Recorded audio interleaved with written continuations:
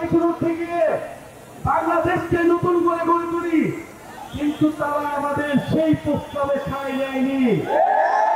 তারা বলেছিল 3 মাসের মধ্যে নির্বাচন দিতে হবে, আবার বলেছে 6 মাসের মধ্যে নির্বাচন দিতে হবে।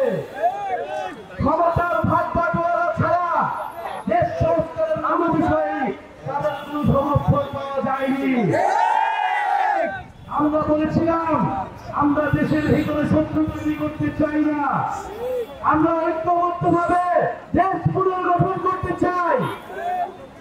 আমরা এখনো বলছি নির্বাচনী ভাগ বাটোয়ারা নয়, দেশ সংস্কারে আমাদের দরজা এখনো খোলা আছে।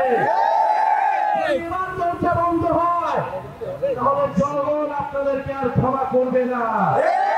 জুলাই গণঅভ্যুত্থানে নেতৃবৃন্দ এবং জাতীয় নাগরিক পার্টি আমরা দেশের সংস্কার চেয়েছি, বিচার চেয়েছি এবং নতুন সংবিধান চেয়েছি, কিন্তু এই সকল জনদাবির বিরুদ্ধে দাঁড়িয়ে যাচ্ছে একটি পক্ষ,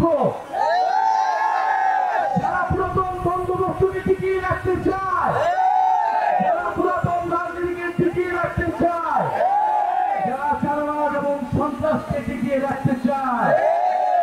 কিন্তু আমরা বলেছি গণঅভ্যুত্থানের পরে এত মানুষের জীবন দানের পরে তারা যদি মনে করে তারা আগের পুরাতন রাজনীতি করবে, তাহলে এটা এত সহজ হবে না। গণঅভ্যুত্থানের শক্তি এখনো মাঠে আছে, এখনো তাদের গর্জন রয়েছে।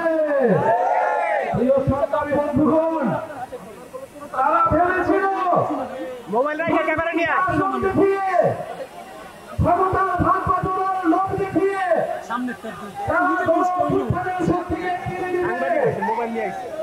কিন্তু যারা বিপ্লবের শক্তি, যারা মৃত্যুর মুখ থেকে ফিরে এসেছে, তাদেরকে কেনার স্বার্থ বাংলাদেশের কোন রাজনৈতিক দলের হয় না। 16 বছরের স্বৈরাচারী হাসিনাকে দিল্লিতে পাঠাতে পারছে, সেই দেশের ছাত্র কোন সামান্য চাঁদাবাজদেরকে ভয় পাবে না। নতুন কোন প্রস্তুতি নিন, বাংলাদেশ রাষ্ট্রকে আমাদেরকে ইনসাফের ভিত্তিতে বৈষম্য বিরোধী এবং দুর্নীতি বিরোধী রাষ্ট্র গড়ে তুলতে হবে।